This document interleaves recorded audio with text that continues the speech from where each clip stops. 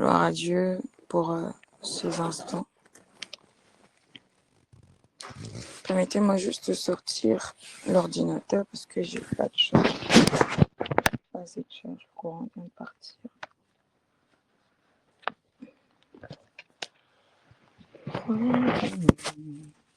Salut.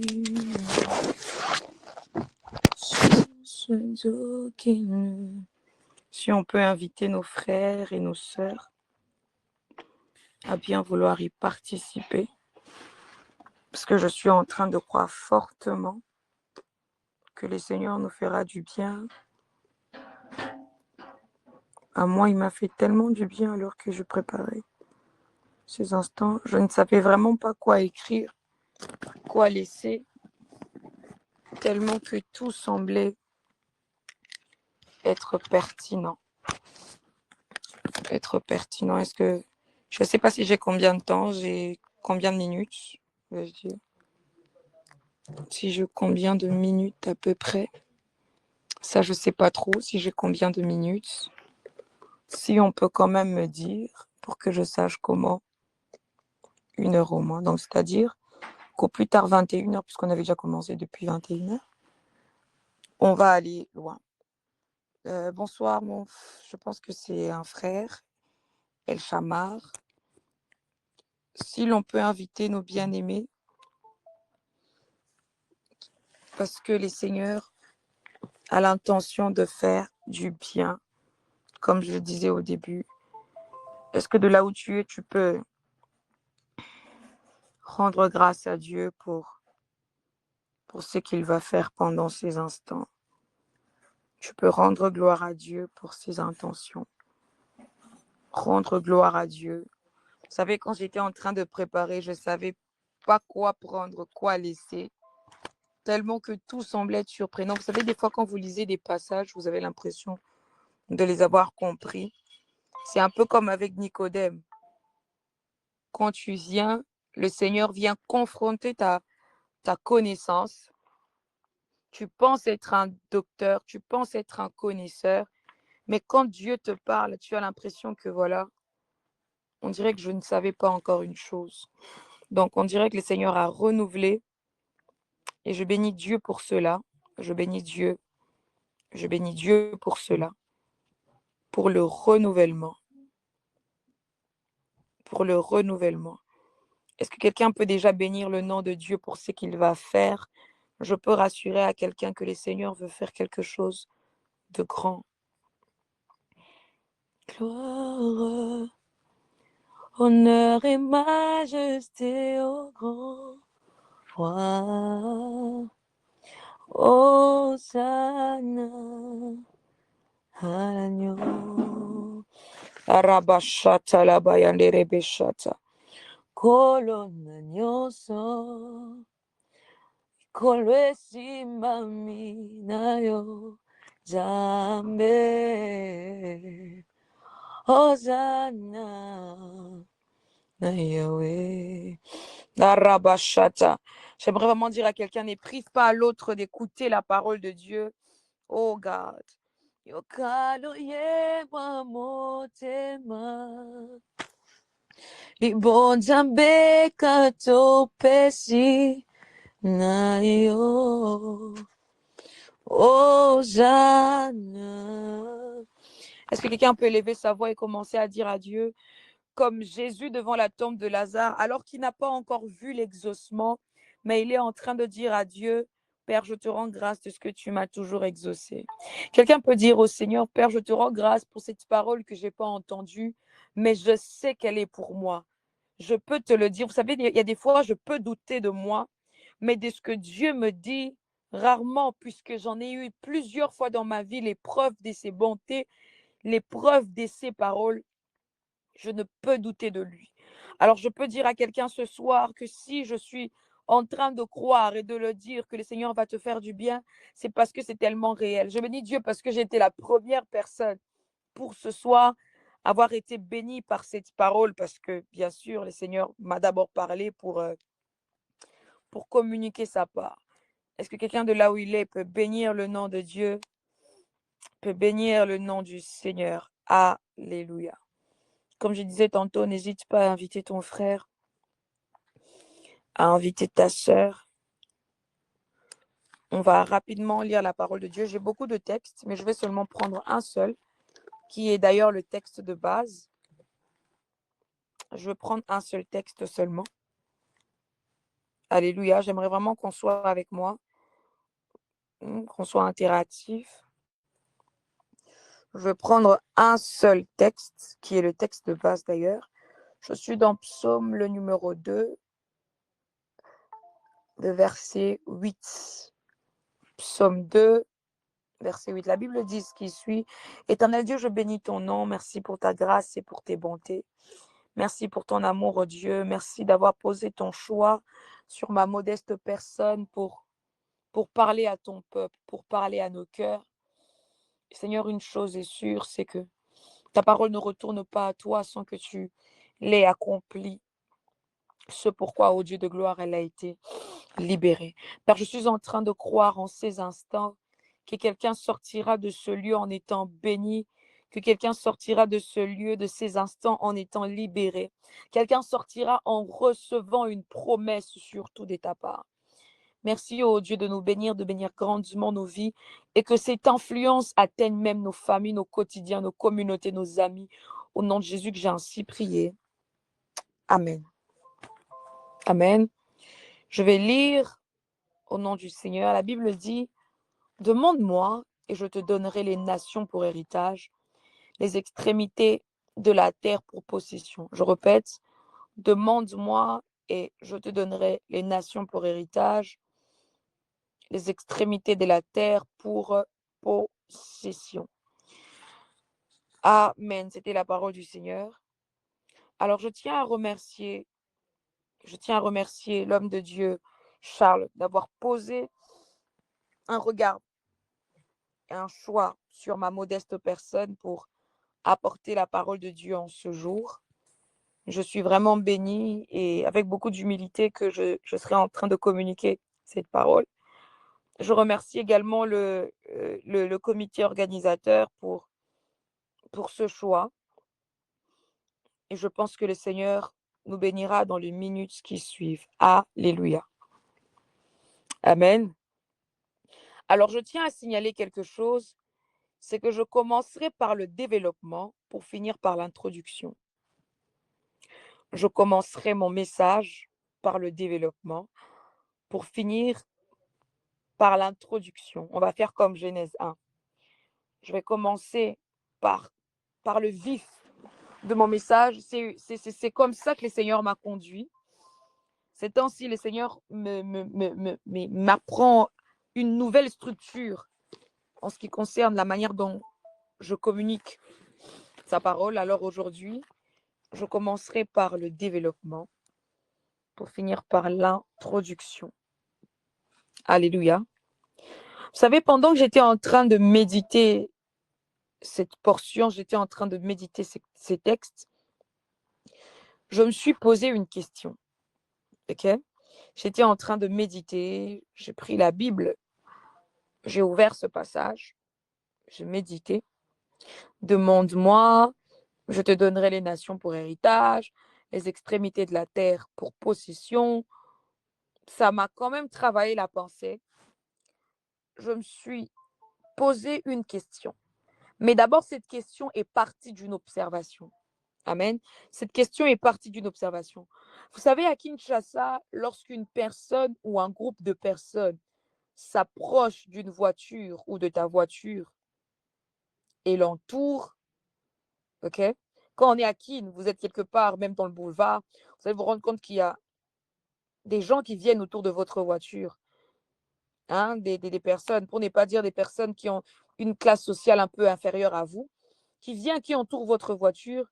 Généralement, quand ces personnes viennent, c'est pour flatter. Est-ce que vous êtes d'accord avec moi? J'aimerais vraiment qu'on soit interactif. Généralement, quand les personnes viennent, je pars d'une question. Quand ces personnes viennent autour de votre voiture, quand ces personnes entourent votre voiture, premièrement, c'est pour flatter. c'est que quand ces personnes viennent, on est à Kin, j'espère qu'il n'y a pas des gens qui sont à l'étranger ici, je veux parler en lingala. Quand ils viennent, ils disent grand mon pao, viennent à Bisso, vous voyez. Quand ces personnes viennent et entourent votre voiture, ils vous traitent de grand mon pao, c'est-à-dire d'un riche. Ils vous traitent de viennent à Bisso. Des fois même, vous êtes jeune, ils vous traitent de vieux alors qu'il ne vous a pas vu. C'est que quand ces personnes viennent, ils viennent avec une intention. Ce n'est pas forcément pour vous dire une vérité, mais c'est pour vous flatter. Est-ce que vous êtes d'accord avec moi? C'est que quand une personne vient et entoure votre voiture à Kinshasa, quand cette personne vient autour de votre voiture, elle ne vient pas pour vous dire une vérité, mais oh my God, cette personne vient pour vous flatter. La réelle intention de personne ou de ces personnes qui entourent votre voiture, ce n'est pas pour vous dire la vérité, c'est pour vous flatter. Il y a même ces personnes qui vont t'appeler boss, alors qu'ils ignorent combien vous gagnez par mois. OK? C'est pourquoi j'aimerais vraiment que quelqu'un écoute ces messages. Ces messages, moi-même, quand je les ai reçus, j'ai fait waouh, comment Dieu peut parler. Quand ces personnes viennent, ils t'appellent boss, mais ces personnes ignorent combien tu gagnes par mois. Quand ces personnes viennent, ils t'appellent Bogart ou ils t'appellent madame, belle femme.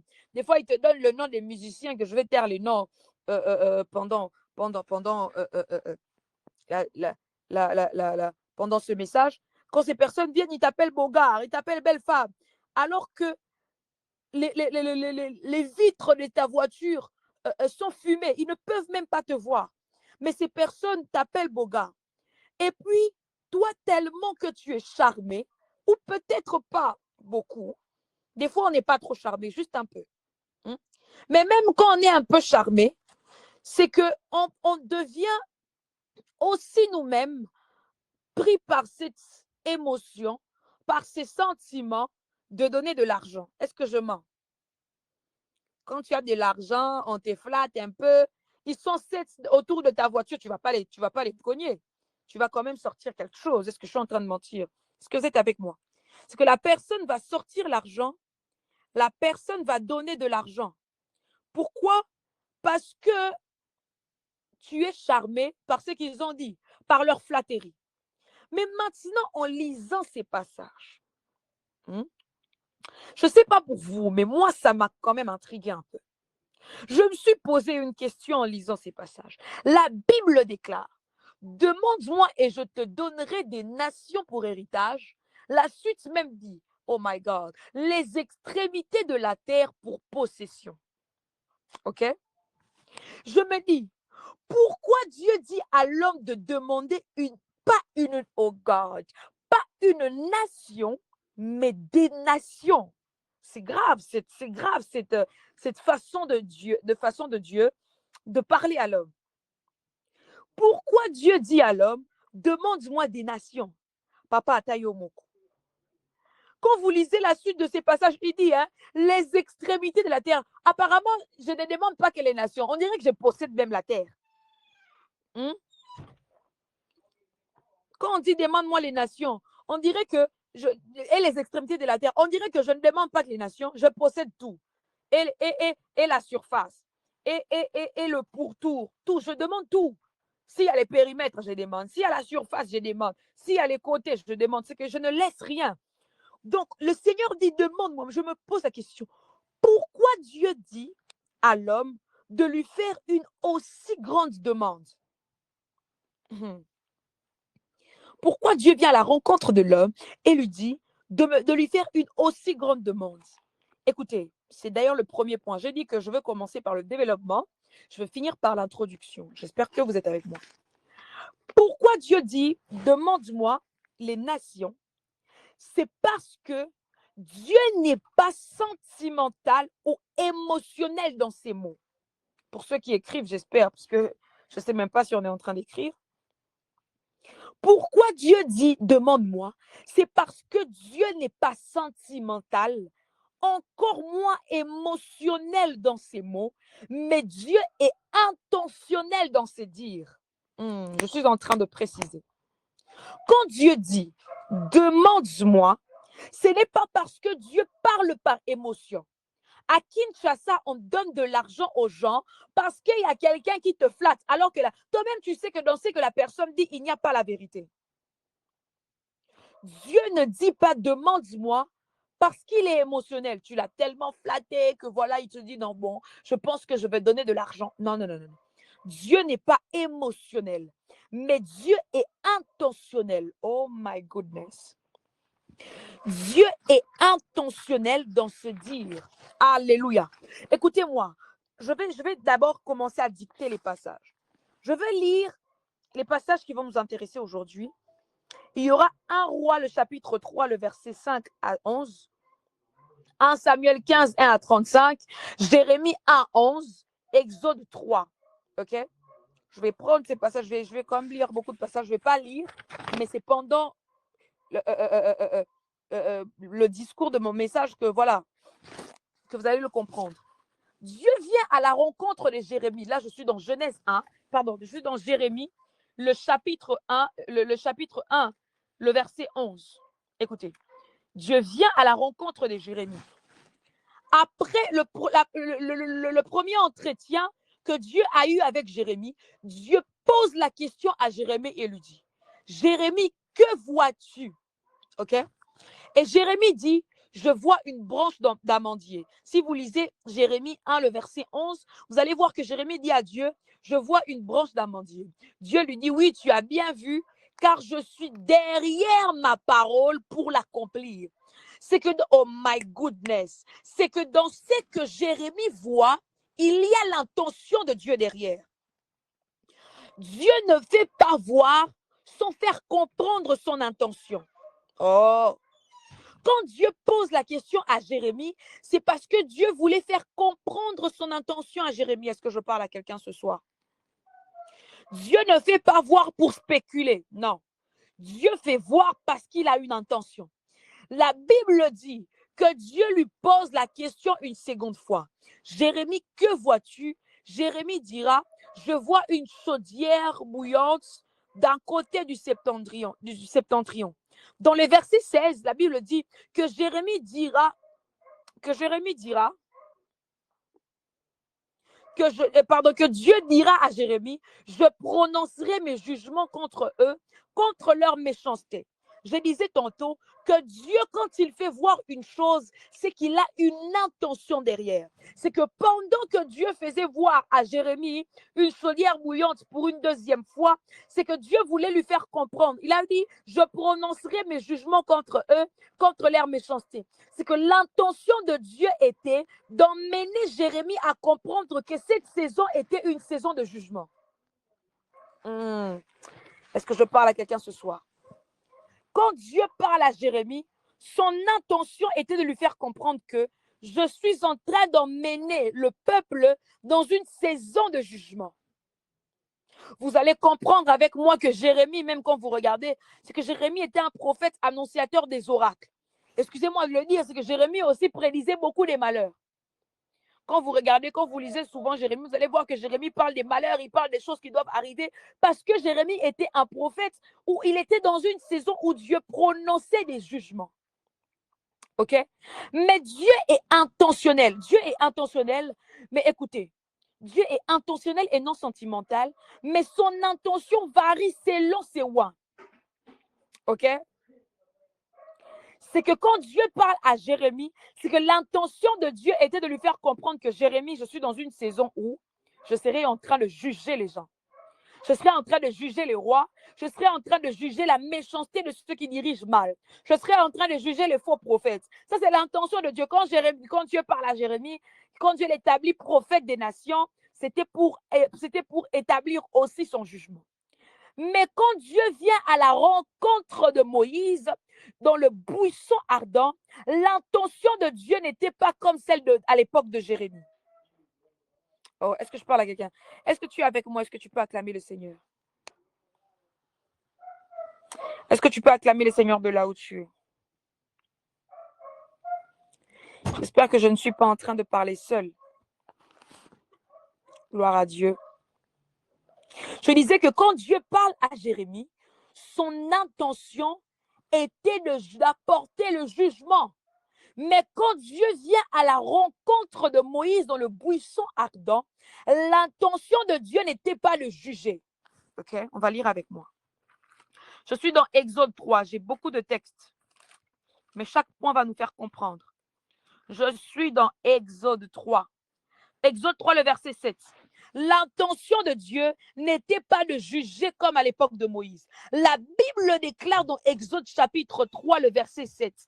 Dieu parle à Moïse et il dit, l'Éternel dit, j'ai vu la souffrance de mon peuple qui est en Égypte, j'ai entendu le cri que lui font pousser ses oppresseurs, car je connais ses douleurs. Le verset 8, je suis descendu pour le délivrer de la main des Égyptiens. Quand Dieu parle à Moïse, l'intention n'était pas de juger, mais l'intention était de délivrer. Oh, est-ce que je parle à quelqu'un ce soir? Je disais tantôt, quand Dieu vient quand Dieu vient Dieu vient, quand Dieu parle, Dieu ne parle pas par émotion comme les hommes.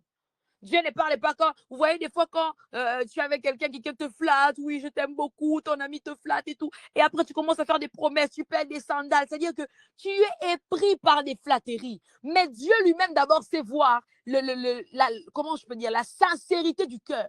Donc quand Dieu parle, il parle par intention. Quand Dieu, oh my goodness, écoute cette révélation. Quand Dieu parle à Moïse, il lui dit, je suis descendu pour les délivrer. J'ai dit que l'intention de Dieu n'était pas de juger, mais de délivrer. Maintenant, écoute-moi. Dieu, cette fois, parle avec l'intention de délivrer. Mais ce que j'aime dans ces passages, c'est la nuance des verbes. Oh my goodness. Ce que j'aime dans ces passages, c'est la nuance de termes. C'est comment les conjugaisons sont ajustées, mais pour dégager encore l'intention de Dieu. La Bible dit, j'ai entendu les cris de mon peuple. C'est dans les passés composés. OK. Mais la Bible déclare, et je suis descendu. Oh my God. Il dit, j'ai entendu les cris de mon peuple. C'est dans les passés composés. C'est-à-dire que les cris, je ne l'entends pas. Comment je peux le dire? Les cris, c'est que quand Dieu entend les cris, c'est dans le passé composé. Mais il dit, je suis descendu pour les délivrer. Ce que j'aime, c'est que l'action de Dieu ne vient pas après la promesse. C'est que l'action de Dieu, quand il parle, ne vient pas après la promesse. La Bible déclare que j'ai entendu les cris de mon peuple. Dieu n'a pas dit que je descendrai pour les, oh mon Dieu, pour les délivrer. Donc, c'est pendant que Dieu entend, c'est alors qu'il descend. Oh my goodness. Pendant que Dieu entend les cris du peuple d'Israël, c'est pendant ce moment-là même que l'Éternel décide de descendre. C'est-à-dire que l'intention de Dieu vient avec son action. Quand Dieu prend l'intention de délivrer les peuples d'Israël, c'est qu'il ne répond au goodness. Il ne reporte pas son action à demain. Quand il dit que j'ai entendu les cris de mon peuple, il ne dit pas que je descendrai pour l'exaucer, mais il dit, je suis descendu. Je suis en train de croire dans la vie de quelqu'un, alors que le Seigneur est en train d'entendre tes cris pour tes études, en train d'entendre les cris pour ta famille, d'entendre les cris pour te combat. L'Éternel ne descendra, oh my God, je ne sais pas à qui je parle ce soir, mais l'Éternel ne descendra pas demain pour t'exaucer. C'est alors qu'il entend, c'est pendant ce moment-là qu'il descend. Il voit tes combats, mais il ne descendra pas demain, parce qu'il se peut que s'il retarde son intention, que tu sois consumé. Oh my goodness. S'il retarde son intention,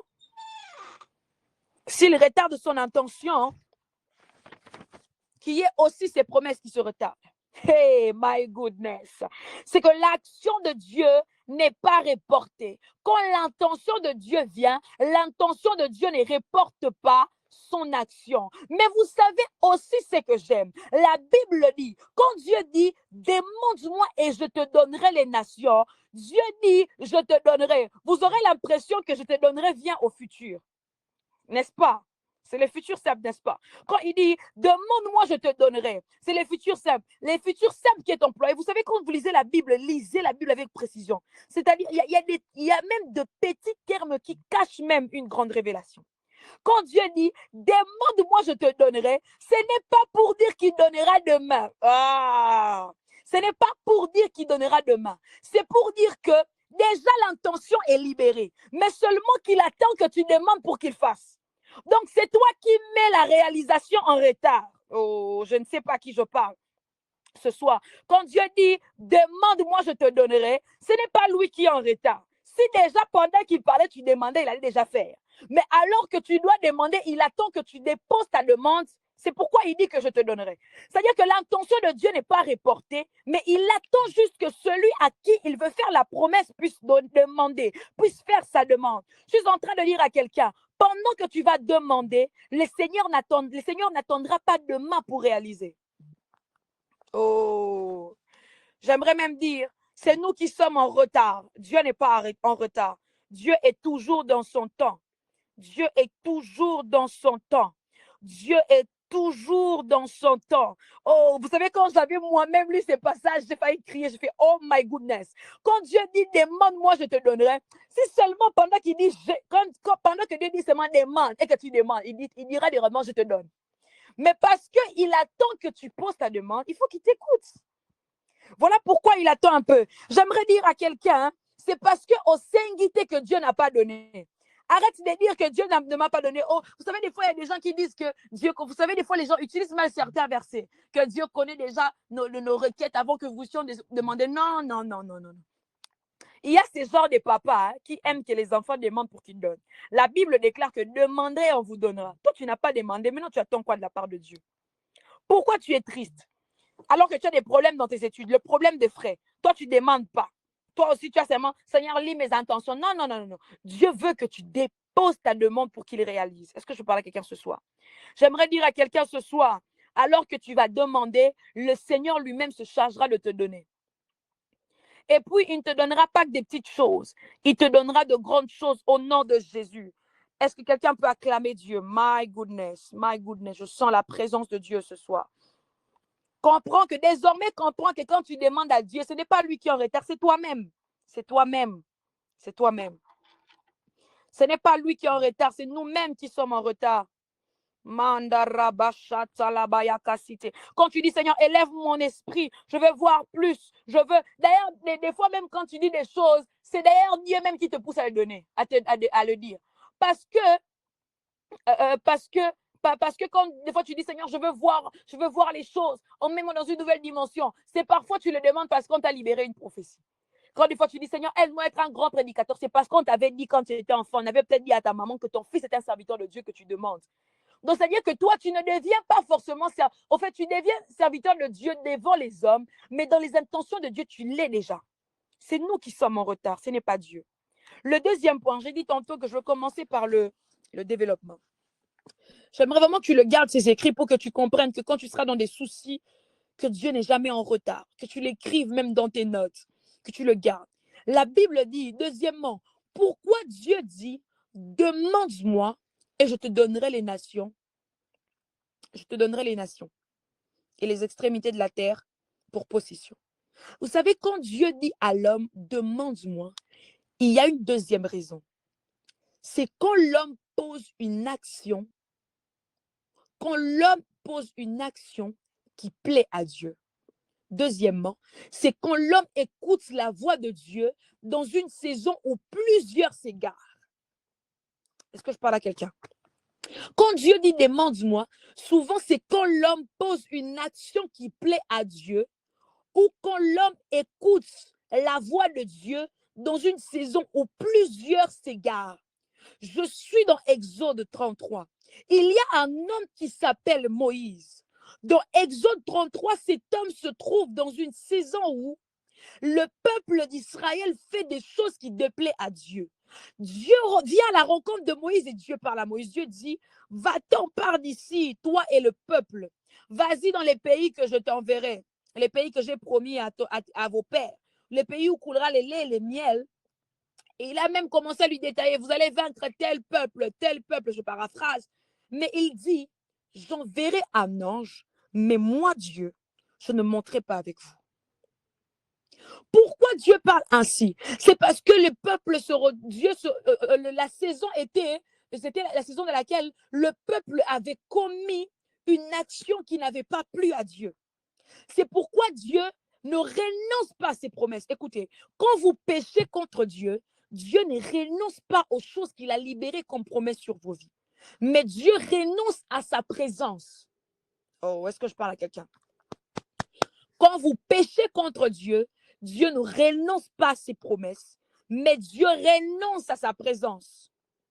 Comme Samson dévoile son secret alors qu'il pensait que Dieu était avec lui, la Bible déclare dans Juge que pendant cette période-là où il parlait, l'esprit s'était déjà retiré de lui. C'est que Dieu te laisse d'abord avec tes cheveux avant même qu'on te coupe, mais Dieu d'abord commence à se retirer de toi. Mais ce que j'aime, c'est que Moïse n'a pas laissé Dieu comme ça. Moïse parle à Dieu et il dit, dans cette conversation avec Dieu, Moïse dira, si tu ne marches pas toi-même avec nous, alors ne nous laisse point partir d'ici. Il rajoute, comment saurais-je que j'ai trouvé grâce à tes yeux, moi et ton peuple? Ne sera-ce pas si toi-même tu marches avec nous? Ce qui a plu à Dieu, ce n'est pas d'abord la position de justice que Moïse avait dans la présence devant le trône de Dieu. Parce que Moïse pouvait parler à Dieu parce que ce n'était pas lui qui avait déplu à Dieu. Mais c'était aussi la qualité de la prière que Moïse avait adressée à Dieu. C'est que Moïse, dans une période où Dieu se fâche, Moïse se retrouve être l'homme qui calme la colère de Dieu. Mais le problème avec notre génération, c'est que pendant que Dieu se fâche contre ceux qui pêchent, Dieu lui-même se fâche contre les ouins. Parce que les ouins aussi se retrouvent dans la même situation que les autres. Vous savez ce qui se passe dans Ézéchiel 37. La Bible déclare, alors que Dieu transporte Ézéchiel vers les ossements desséchés, il dit, il était en train de parcourir. Dieu lui fait parcourir. Et il se rend compte qu'il trouve une abondance d'ossements qui était complètement secs. Ce que j'aime, c'était pendant que Ézéchiel, Dieu le faisait parcourir dans la vallée, c'est que Ézéchiel ne se retrouvait pas dans le même état que les ossements. Si toi, tu es Ézéchiel, tu es desséché comme les autres, comment Dieu va appeler les ossements desséchés à la vie? Comment? Tu te retrouves être homme de Dieu, mais le même péché que les autres commettent, toi, tu le fais. Quand les autres n'écoutent pas Dieu pendant une saison, toi, tu es pareil que les autres. Quand Dieu te dit, ne fais pas ci, n'entre pas dans ça, tes propres exigences personnelles que Dieu a préétablies pour toi, tu ne les écoutes pas. Je l'ai dit tantôt, Dieu ne se répand pas de ses promesses, mais Dieu peut se repentir de sa présence. C'est-à-dire qu'il est en train de regretter pourquoi j'ai marché avec cet homme. Pourquoi? Pourquoi j'ai marché avec cet homme? Pourquoi j'ai décidé de marcher avec lui? Est-ce que je parle à quelqu'un ce soir? Je disais que Dieu libère une promesse quand l'homme lui plaît. Vous allez vous rendre compte après que Moïse demande à Dieu, il dit à Dieu, fais-moi voir ta gloire. Et Dieu ne lui a pas privé de la gloire. Pourquoi? Parce que Moïse se retrouvait dans une position de justice et il a adressé une parole, une prière exacte à Dieu qui a apaisé le cœur de Dieu. Combien de fois nous nous retrouvons être des intercesseurs alors que nous-mêmes, les sujets de prière d'ailleurs qu'on doit intercéder pour nous sont pires que les autres. Toi-même, d'abord, tu te retrouves à faire des choses scandaleuses en privé. Dieu n'aime pas ça. Des fois, on rate les promesses de Dieu parce qu'on n'écoute pas les intentions de Dieu. Et deuxièmement, j'ai dit tantôt, il y a une deuxième personne aussi à qui Dieu va faire une grande promesse. Cet homme s'appelle Salomon. Alors que l'offrande se faisait vers les hauts lieux, si vous lisez 1 Roi, le chapitre 3, je pense, le verset 5, vous allez comprendre que les peuples, David faisait les sacrifices dans le haut lieu. Mais lui, Salomon, prend la résolution de construire une maison à l'Éternel. Et c'est pendant ce moment-là, c'est pendant cette époque-là, alors qu'il prend l'intention de construire une maison à l'Éternel, Dieu va lui apparaître en songe. Alléluia. Est-ce que vous êtes avec moi? La Bible dit, à Gabaon, l'Éternel apparut en songe à Salomon pendant la nuit et Dieu lui dit, demande-moi ce que tu veux que je te donne. Dieu dit à Salomon de lui demander une chose pour que Dieu lui donne, pas parce que Salomon lui a flatté. Ici, je vais te poser une nuance. C'est que Salomon n'a pas flatté Dieu. Salomon a réellement réalisé son intention pour Dieu. Dieu est intentionnel, mais l'homme aussi doit l'être. Et quand l'homme est intentionnel envers Dieu, l'homme doit réaliser ce qu'il promet à Dieu. Il y a quelque part même dans la Bible, on dit, il est mieux de ne pas faire de vœux à Dieu que de lui faire des vœux. Hein. Je paraphrase, quelque part il est écrit ainsi. C'est alors que Salomon construit le temple. Je vais partir plus rapidement parce que je n'ai plus beaucoup de minutes. C'est alors qu'il construit le temple, la maison pour l'Éternel, que Dieu lui fait une promesse. D'ailleurs, Dieu ne lui fait pas une promesse. Dieu lui dit, demande-moi ce que tu veux que je te donne. Et Salomon dit à Dieu, demande à Dieu, il dit, donne-moi un cœur intelligent pour juger ce peuple. Parce que déjà, à mon père, tu as montré ta bienveillance. Je vais lire, il dit, Salomon dit, tu as traité avec une grande bienveillance ton serviteur David, mon père, parce qu'il a marché en présence de ta fidélité, dans la fidélité, dans la justice et dans la droiture de cœur envers toi. Et tu lui as conservé cette grande bienveillance et tu lui as donné un fils qui est assis sur son trône, comme on le voit aujourd'hui. Maintenant, Éternel, mon Dieu, tu as fait régner ton serviteur à la place de David, mon père, et moi, je ne suis qu'un jeune homme qui n'a point d'expérience. Ton serviteur est au milieu du peuple que tu as choisi, peuple immense, qui ne peut être ni compté ni nombré à cause de sa multitude. Accorde donc à ton serviteur un cœur intelligent pour juger ton peuple, pour discerner le bien du mal. Salomon demande à Dieu de lui donner la sagesse parce que c'est Dieu qui lui pose la question. Dieu fait une promesse quand tu arrives aussi à poser des actes qui lui plaisent. De nos jours, aujourd'hui, l'offrande devient un sujet scandaleux parce que aussi ceux qui demandent d'offrir à Dieu demandent mal. Mais vous savez, s'il y a une des choses qui ouvre les portes spirituelles, c'est notre façon d'offrir à Dieu. Et l'une des meilleures choses qu'on peut offrir à Dieu, c'est notre vie. Alléluia. J'ai dit que Dieu dit à l'homme, demande-moi quand nos intentions, quand nous posons des actions qui lui plaisent et quand nous arrivons à écouter sa voix dans une saison où plusieurs ne l'écoutent pas. Alléluia. Ma prière est le vœu de mon cœur. La Bible déclare que alors que la parole de Dieu se faisait rare, Dieu a élevé un homme dans une génération et il s'appelait Samuel. Alors qu'il y avait des serviteurs qui avaient déjà désacralisé le sacerdoce, Dieu a élevé un jeune homme qui s'appelle Samuel. Je suis en train de prier au nom de Jésus, au milieu d'une génération de personnes qui se pervertissent, des personnes qui ne craignent pas Dieu. Que Dieu garde ton cœur, que Dieu pose un regard favorable, oh my God, un regard favorable sur toi au nom de Jésus. Quand il y aura plusieurs qui ne vont pas écouter l'intention de Dieu, quand Dieu va dire faites 7 jours de prière, les autres ne font pas, quand Dieu dira à certains jeûnez, d'autres ne jeûnent pas, que Dieu mette en toi un cœur obéissant. Oh mon Dieu, un cœur obéissant, afin que tu écoutes sa parole. Parce que derrière l'écoute de sa parole se cache une promesse. Et derrière la promesse de Dieu se cache une réalisation. Parce que comme je l'ai dit tantôt, quand Dieu promet, il s'oblige lui-même à les réaliser. Ma prière est le vœu de mon cœur en ce jour, qu'à partir de maintenant, que Dieu te révèle ses intentions au nom de Jésus. J'étais en train de prier pour toutes les personnes qui sont au son de ma voix, que Dieu révèle ses intentions. Et pendant qu'il sera en train de révéler ses intentions pour ta vie, pour ta famille, pour le combat de ta vie, comment tu dois combattre, que le Seigneur Dieu lui-même s'oblige depuis son ciel oh mon Dieu, à exaucer ses prières. Alors que plusieurs seront en train de donner de l'argent pour faire de suivi. Toi, tu vas te préserver. Le Dieu de toute promesse, depuis son ciel, fera en sorte que tu aies une intelligence comme Betsaël, la sagesse comme Betsaël, afin que tu puisses être capable à discerner les choses. Tu ne seras pas seulement un serviteur de Dieu qui écoute la parole de Dieu, qui sort les rèmes, mais un serviteur de Dieu équilibré. Dans tes études, on verra Dieu. Dans ton travail, on verra Dieu. Dans ton ministère, on verra Dieu. On verra Dieu même dans ta famille à cause de toi. On verra Dieu dans ton entourage même à cause de toi. Oh, même quand il y aura des serviteurs qui auront du mal à écouter la voix de Dieu, ma prière pour quelqu'un ce soir, que tu aies une oreille sensible.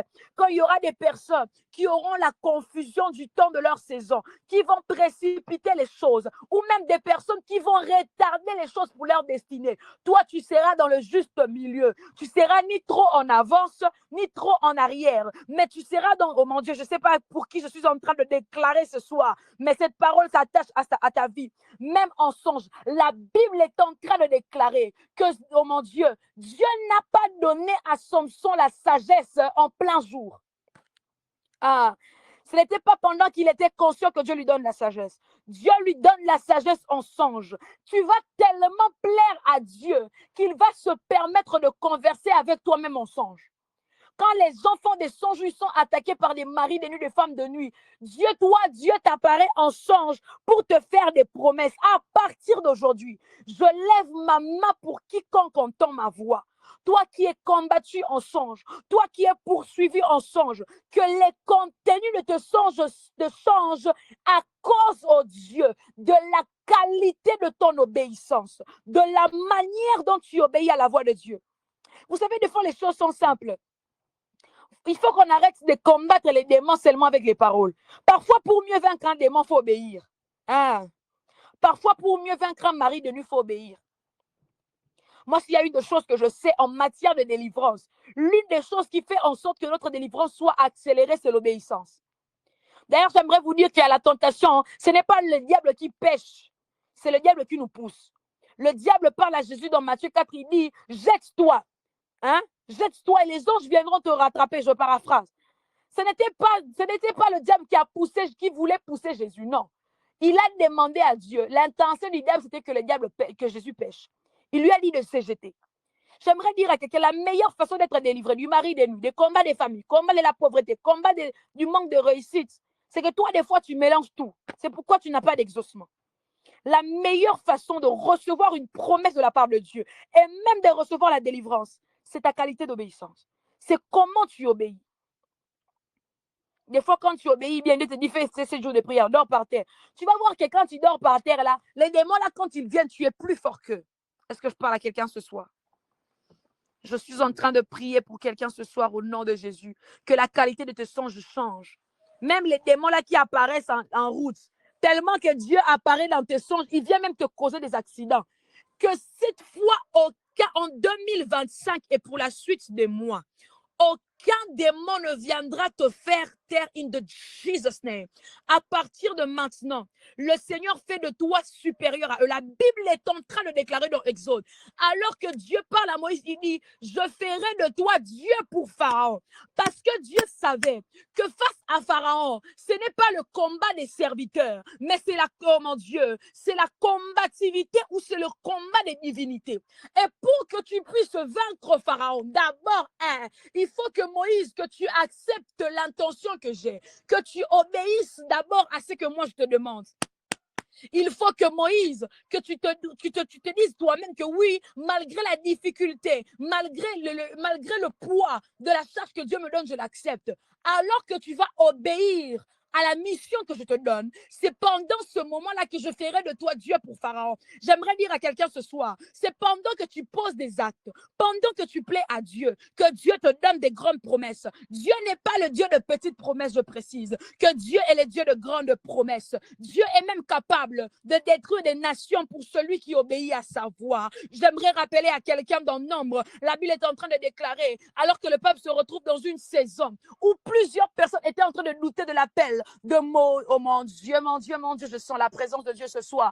Plusieurs doutaient de la présence de Dieu. Plusieurs doutaient de l'appel de Moïse, de Aaron. La Bible est en train de déclarer que Dieu lance un défi, que toutes les tribus emmènent leurs bâtons et qu'ils les déposent dans la tente de témoignage. Alors qu'ils vont le déposer, quand ils reviendront demain, oh mon Dieu, Rabashakata, pour qu'ils sentent que celui qui a Dieu, pour que l'on comprenne que celui qui a Dieu, il faut que les bâtons de celui qui a Dieu puissent fleurir. Quand ils reviennent les matins, quand ils reviennent, ce n'est pas les bâtons de notre tribu qui fleurit, c'est les bâtons de la tribu des Lévites. Si tu te gardes dans les intentions de Dieu, si d'ailleurs tu connais les intentions de Dieu, le Seigneur va te faire fleurir au milieu des peuples qui ne fleurissent pas. Les autres attendront être enterrés comme une graine, attendront la saison la saison d'être arrosé, attendront la saison d'être sémé. Mais toi, Dieu va te faire passer au-delà de ce qui est naturel parce que tu obéis. Certaines personnes fleurissent dans le sol, d'autres personnes fleurissent dans la tente. Oh my God. Certains fleurissent dans le sol, d'autres fleurissent dans la tente. Nous sommes de ceux-là qui fleurissent en accélération. Quand les autres attendent encore, l'Éternel Dieu est en train de te faire fleurir à cause de ton obéissance. Je ne sais pas à qui je parle ce soir, mais je suis en train de dire précisément pour le frère Chamar. Je ne sais pas si c'est un frère ou une sœur. Le Seigneur te mettra dans une saison où tu devras obéir à des choses tellement difficiles. Et tu te dois d'obéir. Tu te dois d'obéir. Quelqu'un peut dire, je suis de ceux qui fleurissent en accélération. Quelqu'un peut l'écrire. Je suis de ceux qui fleurissent en accélération. Je n'attends pas la saison naturelle. Oh non, il faut attendre, il faut arroser. Dieu m'arrose. Pendant 1 heure, Dieu m'arrose. 2 heures, Dieu me fait grandir. 3 heures, quand vous reviendrez à 5 heures, vous n'allez pas fleurir là. Mais moi, je vais fleurir. Je ne fleuris pas parce que Dieu m'aime plus que les autres. Non, c'est parce que j'obéis à sa voix. Je vais prendre le dernier point. Je ne sais même pas si je vais finir, pardon. Je ne sais pas si je vais finir.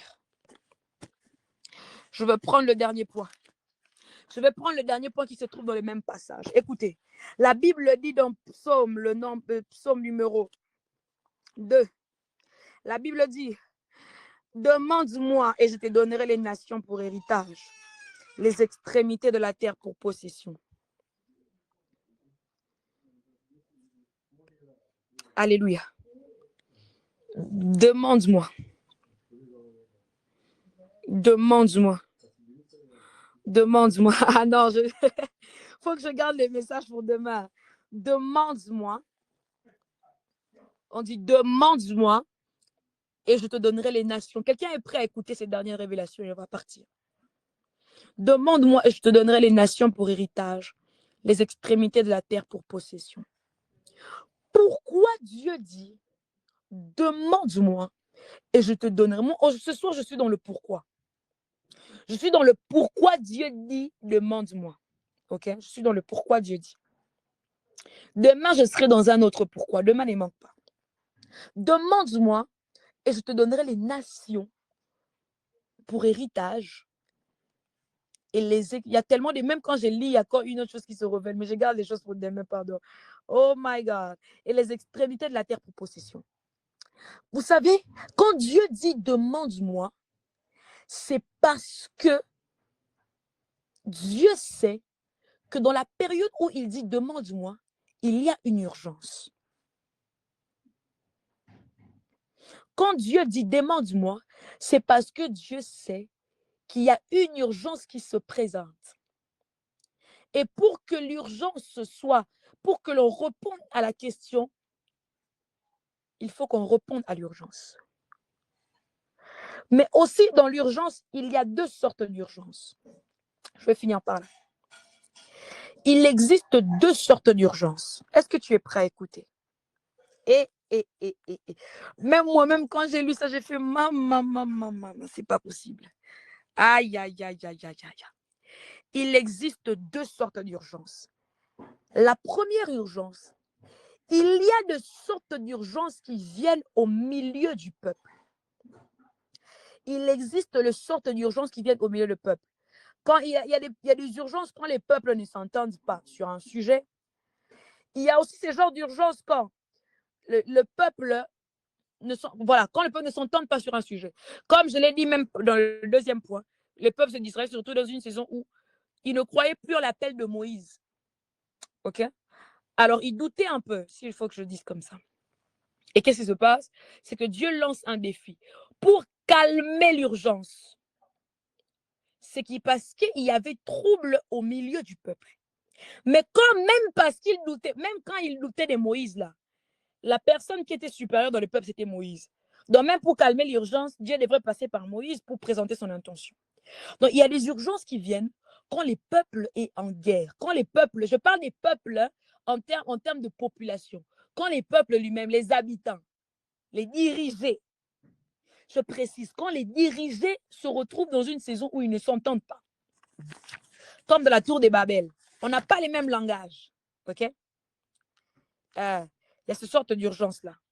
Mais il y a la deuxième urgence, et c'est ça même, l'urgence même dans laquelle on se trouve. Il existe une deuxième urgence, et c'est la plus grande des urgences. C'est l'urgence au milieu de roi. Il y a l'urgence au milieu de peuple, mais il y a aussi urgence au milieu de roi. Il existe une urgence au milieu des dirigés, mais il existe aussi l'urgence au milieu des dirigeants. Est-ce que quelqu'un m'entend? Il existe une urgence au milieu des dirigés, le peuple, mais il existe l'urgence au milieu des dirigeants.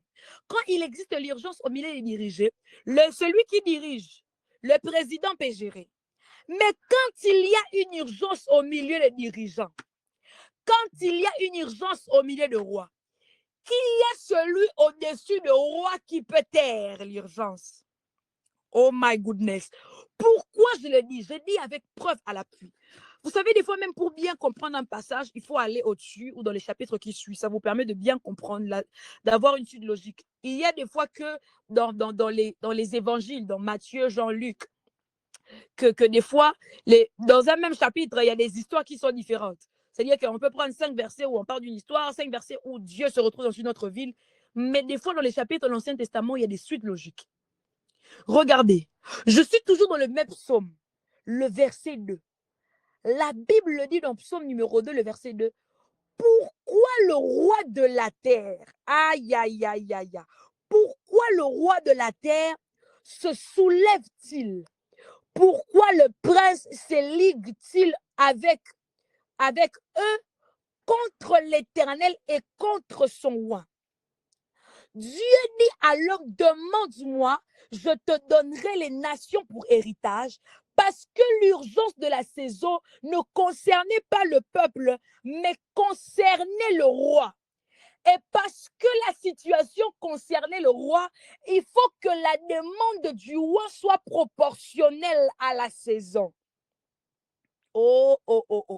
Est-ce que je parle à quelqu'un? Il faut que la demande, Dieu ne peut pas te demander, quand il sait que c'est l'urgence de roi, il ne peut pas te demander la province. Sinon, s'il te demande une province, il va te demander, demande-moi les provinces. S'il te dit, demande-moi les provinces, c'est que peut-être ça concerne les gouverneurs de la ville. Mais il sait tellement que ça concerne le roi que tu ne dois pas lui faire une petite demande. C'est pourquoi je dis que quand Dieu te dit de demander, il n'est pas dans les sentiments. Même quand Dieu demande, il sait que c'est risqué, mais les risques là ont un but. Mais ce que j'aime, c'est qu'il dit, pourquoi les rois se soulèvent-ils?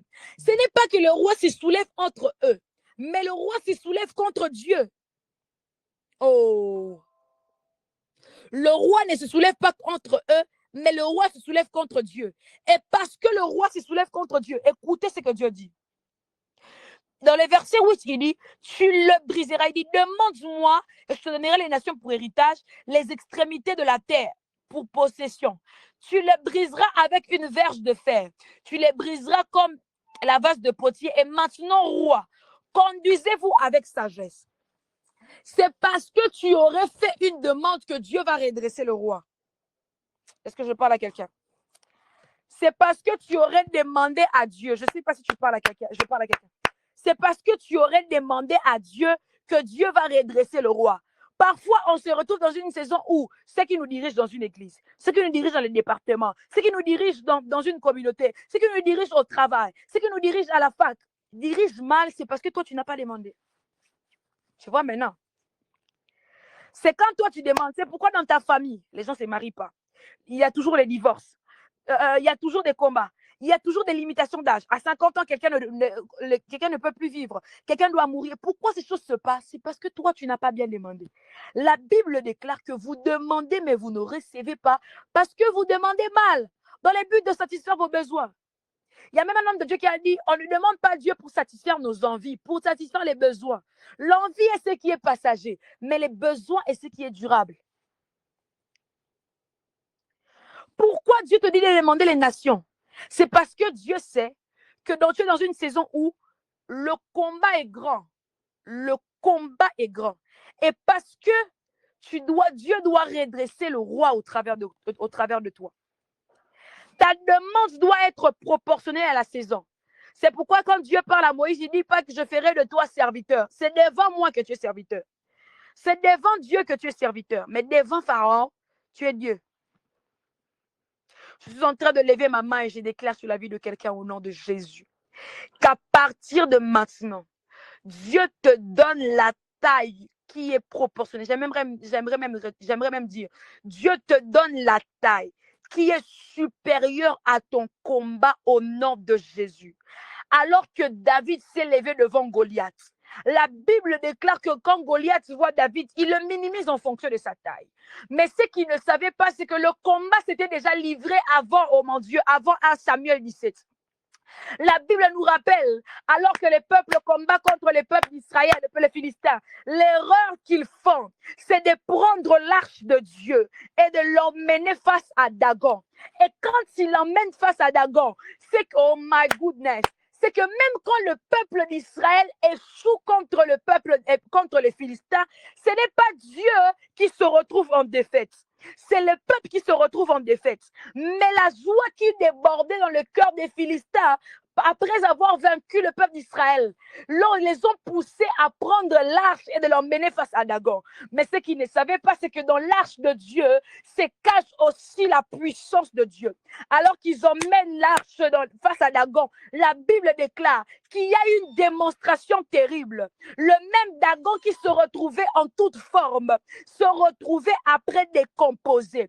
Ce que j'aime, c'est qu'avant que le combat devienne physique, le combat se livre d'abord en secret.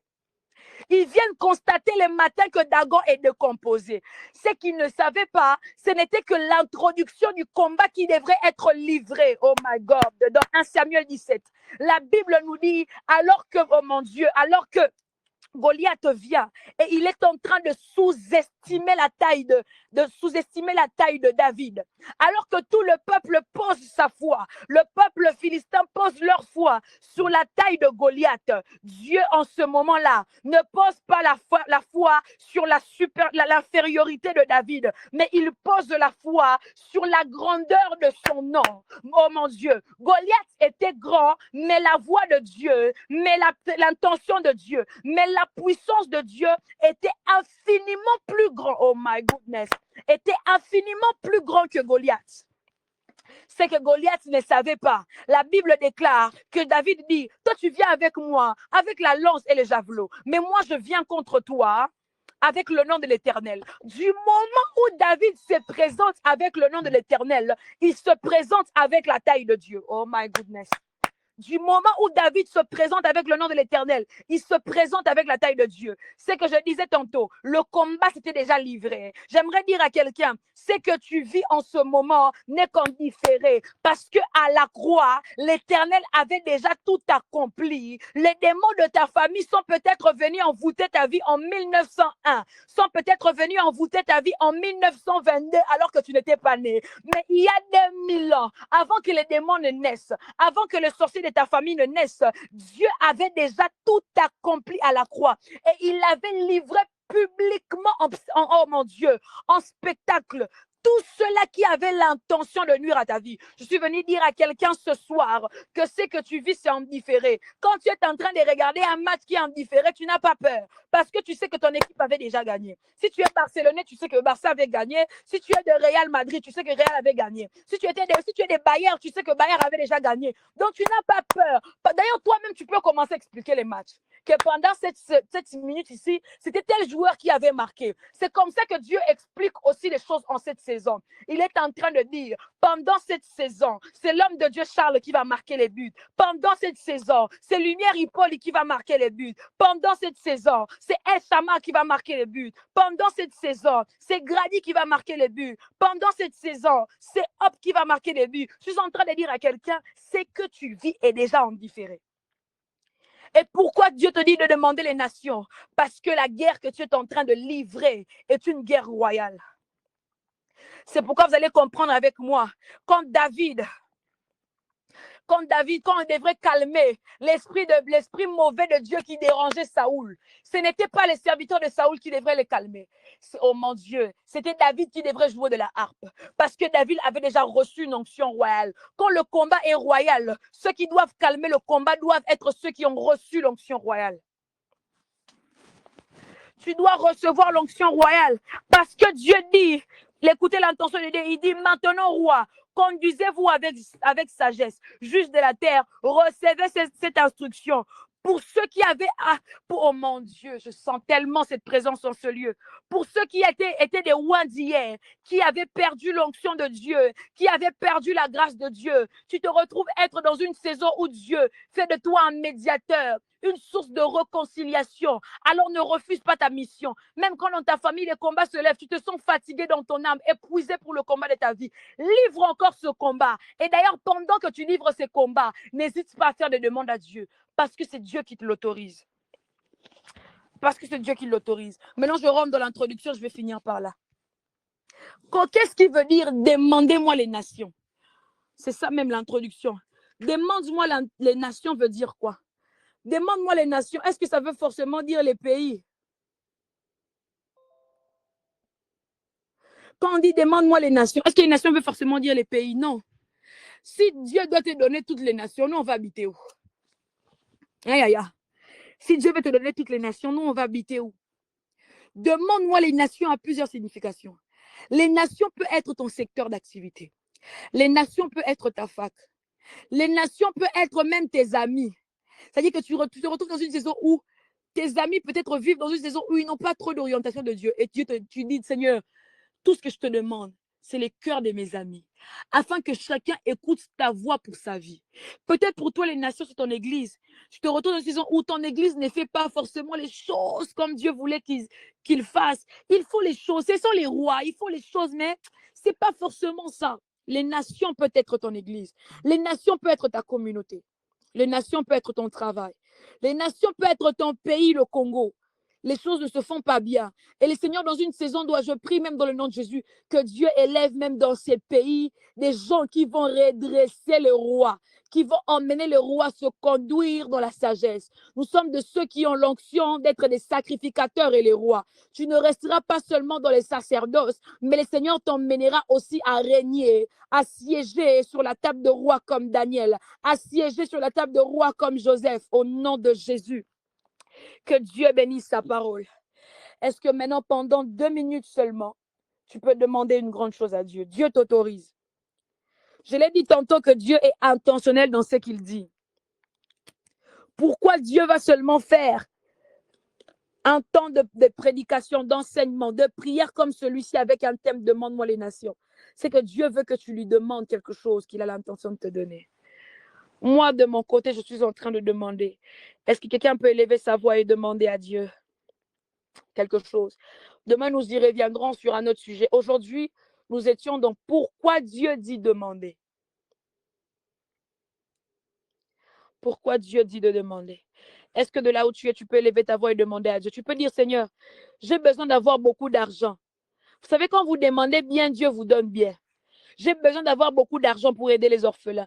J'ai besoin d'avoir beaucoup d'intelligence pour inspirer ma génération. J'ai besoin d'être sage pour être cette femme qui bâtit sa maison. La Bible déclare que la femme sage qui bâtit sa maison.